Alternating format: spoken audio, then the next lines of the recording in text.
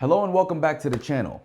If you don't know this channel, I talk about things like thermodynamics, engineering, chemistry, physics, all of these things. And today I want to talk about 10 things that you can do as an engineering student to make your semester easier. Now, I was thinking back on little habits that I used to employ to kind of make my semester easier when I was studying engineering. And these are some habits that I might have done at the time. Now, I'm not saying that I did all of these consistency or very well or whatever, but I'm saying that, hey, maybe if you don't do some of these things already, give it a try and see if it helps your life. So let's get into it. The first point I want to talk about is focus. I think focus is so important as an engineer, right? What does focus mean? It means that I'm not looking at my phone while I'm studying, or I'm not looking at something in the background, or I'm not suddenly interested in that little speck of dust while I'm watching the engineering video, and now I'm not really absorbing what's going on in that engineering video, right? So you want to focus on the task at hand. And this doesn't only apply to, like when I'm studying. If I'm in class, I want to make sure that I'm focusing on what the teacher is saying. I'm concentrating, I'm fully engaged. I may be even asking questions, right, to clarify my understanding in the moment. Focus helps so much. So you might want to utilize things like do not disturb on your, maybe if you have an iPhone, for example, right? Or analogous pieces of technology that kind of help to block out the rest of the world while you need to focus on one specific thing. You might want to also imply something like meditation. Now, I'm not too sure on what meditation exactly entails and the specifics of it, but I think it's something like, hey, I sit down and I intentionally focus on one thing, maybe for like a small period of time, right? And maybe when I notice that my mind is wandering away from that thing, I bring my mind back to the thing. I'm not kicking myself. I'm not, I'm losing focus. No, it's not a big deal. It's just, hey, okay, my mind has wandered away. Let's bring it back to the thing at hand, right? And over time, it's kind of like doing reps in the gym, right? I think you're able to do that for longer and longer periods of time. So maybe employ that if you need help focusing. I want to tell a story. So one time I was studying with my friend, right? And she actually needed help in thermodynamics. So she pulled up and I think we're studying. And so I'm studying something else at that point in time. And she was actually watching one of my videos, right? And I think I noticed that she actually muted the video, right? She had headphones in. She muted the video. She put on the captions and then she was listening to music in the background. And maybe it works for her, but I want you to really think about, hey, am I really absorbing all that I can from this specific topic? If not, what can I do to make this absorption happen easier? What can I do to facilitate the information entering my brain more easily? So the first point I want to leave you with is focus. The second point, consistency over intensity. Don't be the person who waits until 3 days before your final to say, I haven't studied all semester. I don't understand the material. Now I have to pull an all-nighter today, and then I have to study for 8 hours tomorrow, and then blah, blah, blah. Don't be that person. Study a little bit every single day to make your life easier in the long run. What does studying a little bit every day look like? Maybe you have notes that you take in class. You look over those notes and not just passively reading, right? Maybe you're testing yourself on the material that you're reading as well. I'll talk about this a little bit later with something called active recall. But the idea is, hey, I'm doing a little bit every single day to make my understanding solid, right? By the time a test comes around or by the time a final comes around, I'm good to go. Maybe it also looks like I do 3 problems every single day when I'm taking statics. So now by the time I get to the end of the semester or by the time a test is coming up, I've already studied for like 20 hours this semester. I'm good to go. Those little consistent points in time, right, rather than sitting down at length one time, are probably more beneficial in the long run. At the same time, maybe you want to read a little bit of your textbook every single day, and then before you know it, you're actually ahead of the class. So by the time you get to class and the teacher is talking about something, you've already seen the material. And now you're in a better position to ask questions about things that you don't understand. You're in a better position to clarify maybe what you didn't really understand the first time around, but because you're seeing it explained maybe a different way the second time now, it's like, I get it. So 2, consistency over intensity. 3, study with other people. Now, I'm not saying that studying alone is not useful, right? There are probably times when studying alone is very beneficial. But at the same time, studying with people can be beneficial for a few reasons. First of all, engineering is difficult. You don't want to be in school hating your life, right? Being around other people, being in community with other people makes life a little bit easier at times. But you have to be careful. You don't want to study with people in a way that, you guys just pull up to the library and you're just talking the whole time about, how's your life been? What did you do today? Right? It's okay. There are times for that, right? Maybe you're taking a break, whatever. But at the same time, You want to study with people. Maybe you guys study and you talk about the material. Or maybe you guys just study. Maybe you have a friend who's a biology major. You guys don't have any classes in common, but you just both pull up to the library every single day at the same time or something. Or you guys have pre-planned study sessions where, oh, you want to go to the library and study today? Maybe it makes your life a little bit easier. At the same time, when you're studying with people who you're taking the same classes with, it can also be helpful. I'll give an example. So go watch my advanced thermodynamics videos, right? Where I talk about things like the Legendre transform and things like that, right? I actually didn't know how to do those things. I would go to class, I would be focused. Maybe I'll ask questions even, I don't remember, right? But I would walk away from that class not understanding the material. I would study and I still wouldn't understand the material, and I couldn't find things online that would help me better my understanding.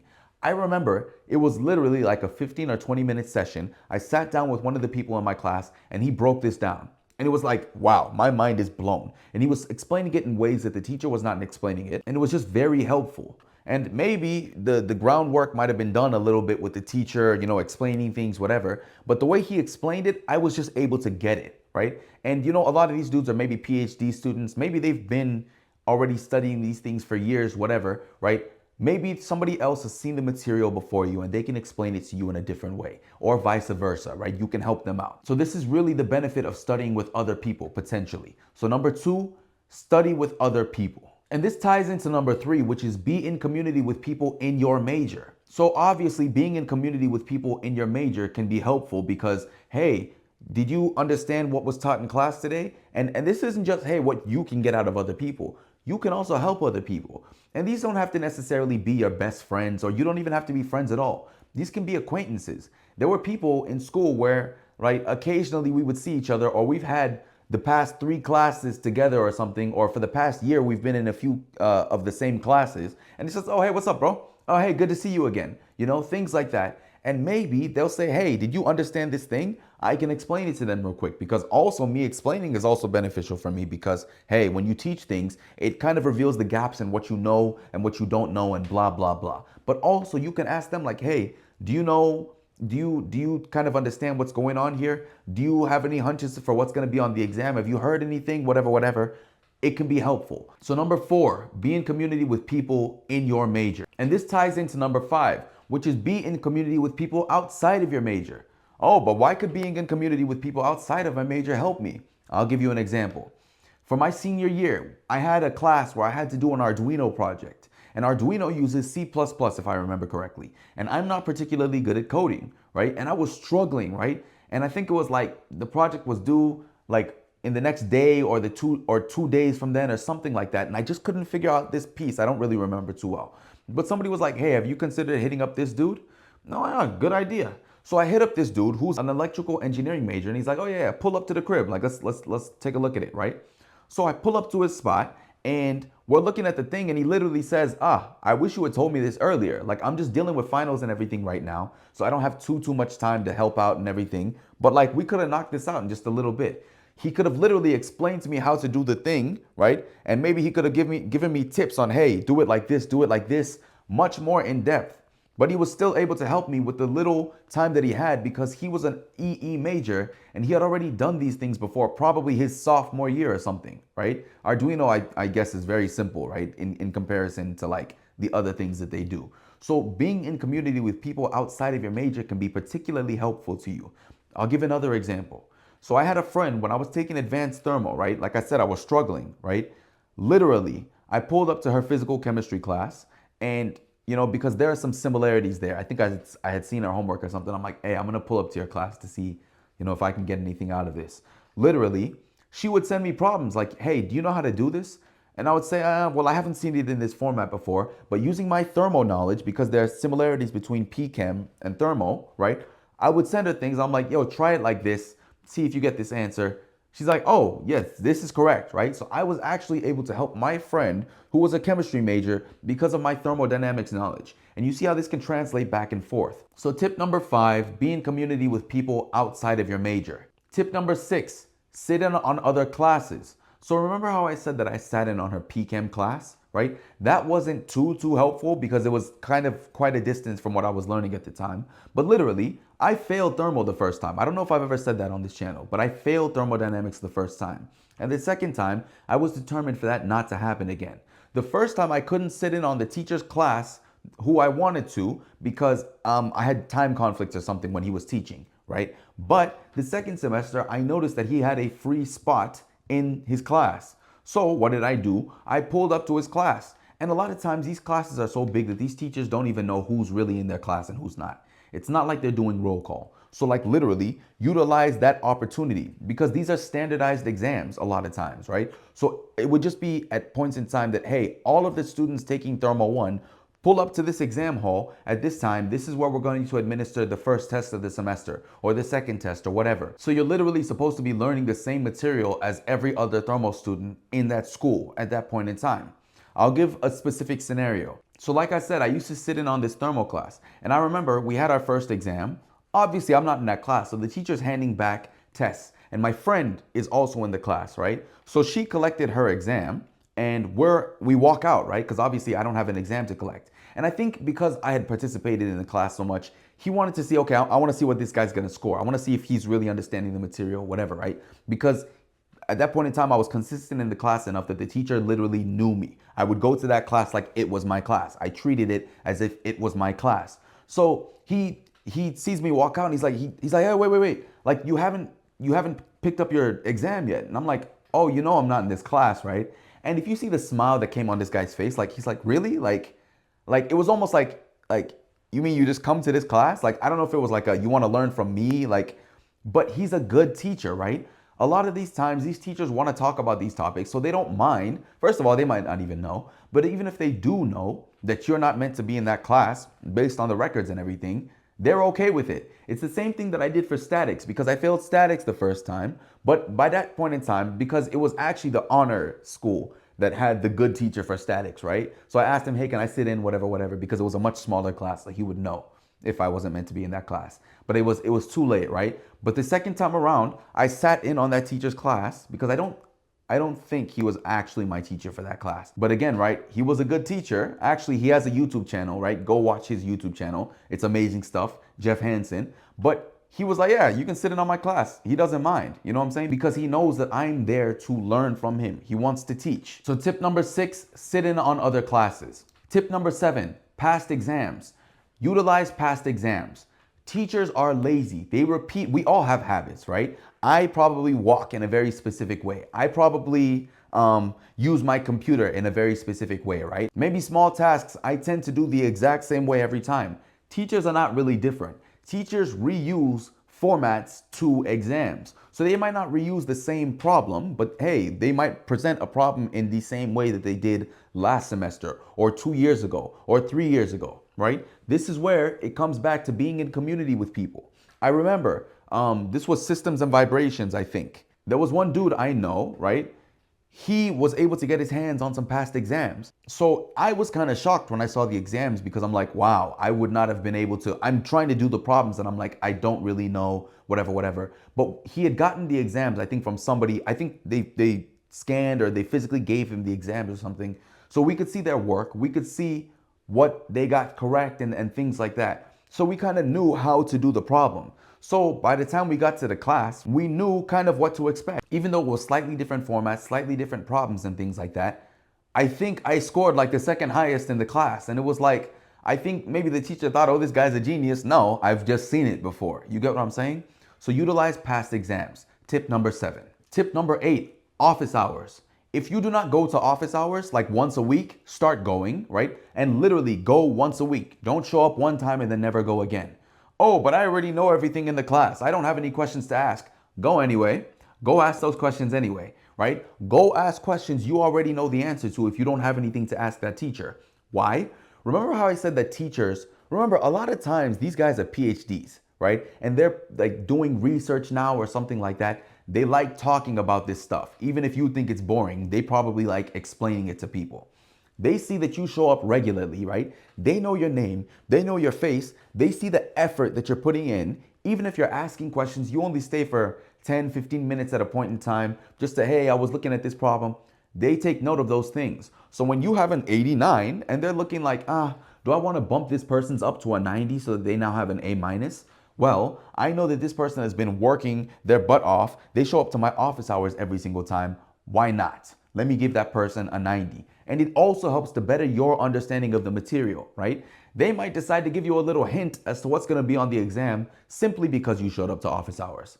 So literally utilize office hours. Tip number 8, I think. Tip number 9, have a schedule. Now you can do this in different ways, right? People like to use things like maybe Notion to create a schedule. I used to use Apple Calendars because I had a Mac, right? And I also had an iPhone. So literally when I put things on my Mac, it transfers over to my iPhone because I sync them up with iCloud. I can do a video on this. Let me know in the comments if you want to see that. But essentially the idea is I block out times so I would always know what I'm doing at every point in time. And what would I do when people wanted to schedule something? If I know that person has an iPhone, I would send them an invite through iCloud. Cool, let's meet up at this point in time. So now it's on their calendar and it's on mine. And you don't need a Mac to do this. You can do this simply with your iPhone. But essentially, a lot of times people would say, hey, what are you doing on this day at this point in time? Oh, well, let me just look at my calendar. I'm going to be doing this, or I'm free at that point in time, or whatever. And you can set this up to repeat, right? You can set this up. I would use different calendars, right? So I would put in red, maybe important dates or whatever. Hey, I have an exam on this date. I'm not gonna forget these things now because I can visually look at my week, at the coming week. So it helps me to organize myself and to know exactly what I wanna do at what point in time. And it gives me reminders in case, hey, I forgot that I needed to do that thing. I can set this thing to remind me a day in advance or 15 minutes. Or, hey, it knows the location of the thing. It'll remind me when it's time to leave. Hey, leave right now if you want to get to this spot on time. And I was rarely ever late for things when I was in university. So tip number 9, organize your life with a schedule. Tip number 10, spaced repetition and active recall. There's this app that I use called Anki. Anki, I don't know how it's pronounced. But essentially, Anki makes use of spaced repetition. And what is spaced repetition?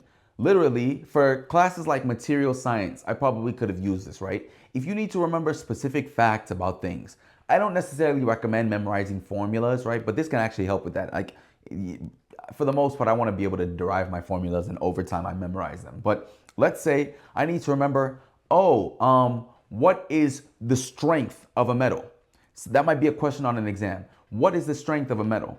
Oh, well, because I utilize past exams, right? I know that this teacher tends to ask these questions in specific ways. I'm looking at my notes. I can make my own flashcards that will periodically, because Anki uses special software to predict when you're about to forget things, because that's what this whole thing relies on, the forgetting curve, and maybe I can do a video on that. Let me know in the comments if you want to see it. But essentially, if you're reminded of something right before you're about to forget it, it strengthens the memory long term.